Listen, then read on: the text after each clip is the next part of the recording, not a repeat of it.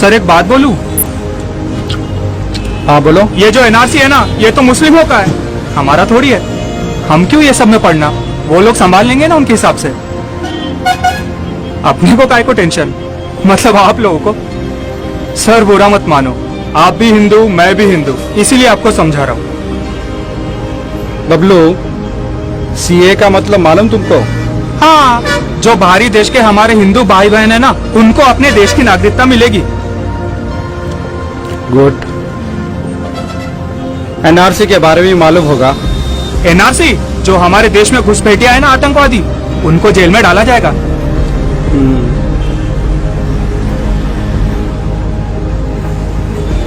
और एनपीआर?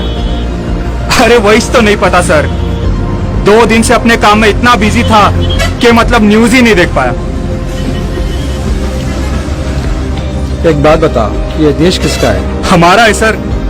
ये बिरला मंदिर, तिरुपति किसका है? हमारा है सर। चार मीनार किसका है? गंगा नदी और ताजमहल किसका है? अंबेडकर जी, गांधी जी, अब्दुल कलाम जी, ये सब किसके हैं? हाँ? हमारे देश के है सर। ये देश किसका है?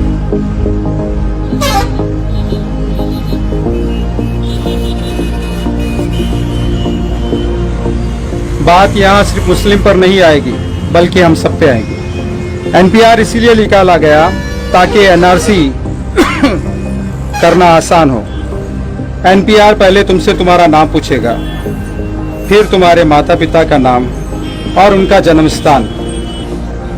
आपका पता, आपकी राष्ट्रता साबित करनी पड़ेगी। और भी अन्य डिटेल्स पूछे जाएंगे।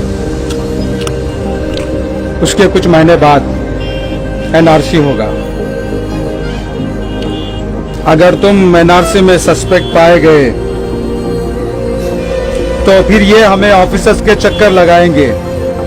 तुम्हारी नागरिकता खतरे में आ जाएगी। मतलब तुम देश के होकर देश के लोगों को लाकर इन्हें ही प्रूव करना पड़ेगा कि तुम देश के नागरिक हो। और उसमें भी कोई जान पहचान वाले पड़ोसी जिसे आपकी बनती नहीं या दुश्मनी होगी, अगर उन्होंने आपकी शिकायत कर दी तो सरकार आपके खिलाफ एक्शन लेंगी और आप सस्पेक्ट पाए जाओगे। और अगर एनआरसी में फेल हो गए तो मुस्लिम्स को तो डिटेंशन कैंप में डाल दिया जाएगा। एससी, एसटी, दलित को देश में ही रखेंगे, मगर उनसे सारी सुविधाएं छीन ली जाएगी। ना ही उन्हें वोट करने का अधिकार होगा और ना ही उनको सिटीजनशिप मिलेगी। ना ढंग का जॉब, ना गवर्नमेंट स्कूल, ना हॉस्पिटल, बस ऐसे ही जी लो 2024 तक। मुस्लिम्स गायब, दलित गायब, एससी, एसटी गायब, बचे अपर क्लास के लोग जो बीजेपी के सपोर्टर्स हैं, बस वही रहेंगे। ये उनका प्लान है। सर इसका मतलब हमारा लड़का भी एससी है, तो क्या ये भी? मुस्लिम खतरे में नहीं, बल्कि देश खतरे में। समझा? ठीक था मगर अच्छा था। कितना हुआ? 30 रुपए सर। इसका मतलब हमारा देश खतरे में है। सर मैं भी आ रहा, मैं भी आ रहा, मैं भी आ रहा।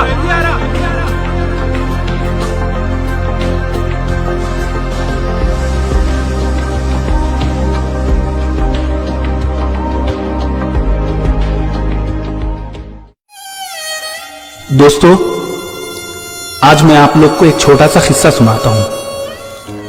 एक खेत जल जाता है और अगल बगल के लोग उसे बुझाने लगते हैं। वहां एक छोटी सी चिड़िया भी अपने चोंच से पानी लेके उस आग में डालने लगती है।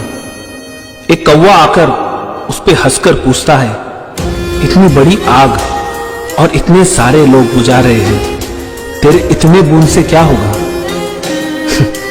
चिड़िया बोलती है, मुझे पता है कुछ फर्क नहीं पड़ने वाला है, मगर जब भी इस हादसे का जिक्र होगा तब इन लोगों में मेरा भी नाम लिया जाएगा।